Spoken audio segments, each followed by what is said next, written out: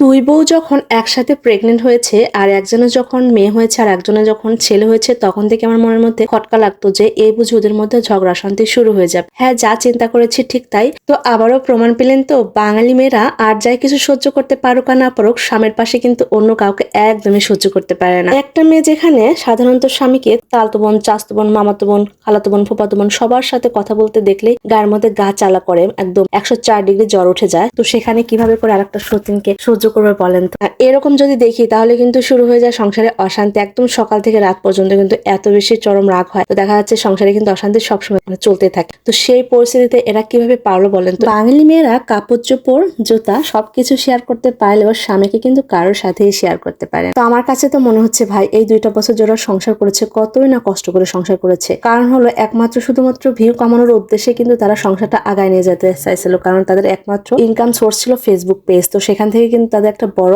Earning source ছিল, সেখান থেকে কিন্তু তারা তাদের সংসারটা চালাইতো। যেহেতু এখন ফেসবুকের অবস্থা কেমন বুঝতেই পারছেন, ইনকাম কমাই দিছে, তো সেক্ষেত্রে দেখা যাচ্ছে যে ওদের এখন গন্ডগোল অশান্তি তো লাগে। তো যে যাই বলেন না কেন, এখানে সমস্ত দোষের মূলে আমি দেখতে পাচ্ছি তৃষা আপু। তো দেখা যাচ্ছে ওই মেয়েটা কিন্তু যখন বিয়ে করে আসে তখন কিন্তু তার সতীন চলে যায়। তো সতীন চলে যাওয়ার পর কিন্তু তার রাগ থেকে কিন্তু সে চিন্তা করেছিল যে সে আরেকটা মেয়েকে তার স্বামীর সাথে বিয়ে দিয়ে নিয়ে এসে একদম সতীনের সংসার করবে। সে দেখাই দিতে চাইছিল যে আসলে সতীনের সাথে সংসার করা যায়। যখন সে দেখলো বিয়ে করে আসার পর তার বড় সতীন চলে গেছে, তার কিন্তু উচিত হয়নি তার স্বামীকে আর একটা কোনো মেয়ের সাথে বিয়ে দিতে। এটা কিন্তু একদম ব্যাড ডিসিশন ছিল। দিন শেষে একটা কথা চিন্তা করেন তো, যে 3 ঘরে 3টা সন্তান, মাঝখানে তৃষা মেয়েটা অনেক বেশি চালাক। সে চালাকি করে কিন্তু প্রথম ঘরটা তো নষ্ট করে দিল, সেকেন্ড বউটা তো চলে গেল, এখন 3 ঘরে 3টা সন্তান। দিন শেষে কিন্তু তৃষা মেয়েটা জিতে গেল। তার বড় সতীনের ঘরে কিন্তু একটা মেয়ে সন্তান আছে আর ছোট সতীনের ঘরে কিন্তু একটা ছেলে সন্তান আছে। তৃষার মেয়ে কিন্তু ঠিকই মা বাবার ভালোবাসা পাবে, কিন্তু ওই 2টা সন্তানের কথা চিন্তা করেন তো, না পাবে বাবার ঠিক মতো ভালোবাসা, না পাবে মায়ের ভালোবাসা। তাদের জীবনটা পুরো বরবাদ হয়ে গেল শুধুমাত্র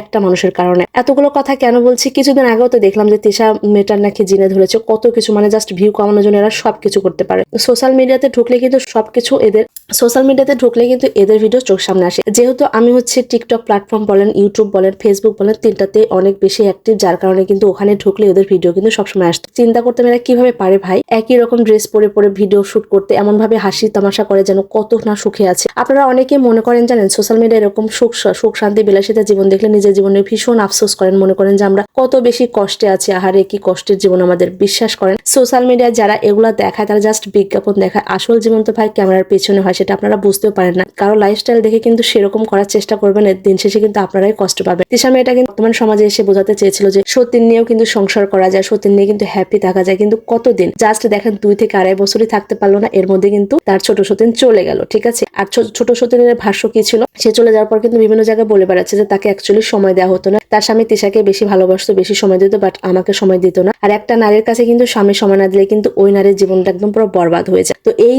এত কিছুর পরে কিন্তু ওই তৃষা মেয়েটা কিন্তু জিতে গেল। সে কিন্তু তার স্বামীকে নিয়ে ঠিকই সংসার করছে, ঠিকই কিন্তু সুন্দর সুন্দর ভিডিও আপলোড করছে, বাট ওই আখি মেয়েটার কি হবে বলেন তো? তার ছেলেরই বা কি হবে? তো যখন কালকে থেকে এই নিউজটা আমি পেয়েছি, আমার অনেক বেশি খারাপ লেগেছে। আমি মূলত কারো বিষয় নিয়ে একদমই কথা বলতে চাই না, বাট এই বিষয়টা নিয়ে না বলেই পারলাম না, কারণ হচ্ছে অনেকদিন থেকে তাদের এই ভিডিওগুলো আমার চোখের সামনে যেহেতু আসে, এই জন্য কিন্তু এই কথাগুলো আমি বললাম। তো সবাই অনেক ভালো থাকবেন, যদি ভালো লেগে থাকে অবশ্যই লাইক কমেন্ট শেয়ার করতে মিস করবেন না।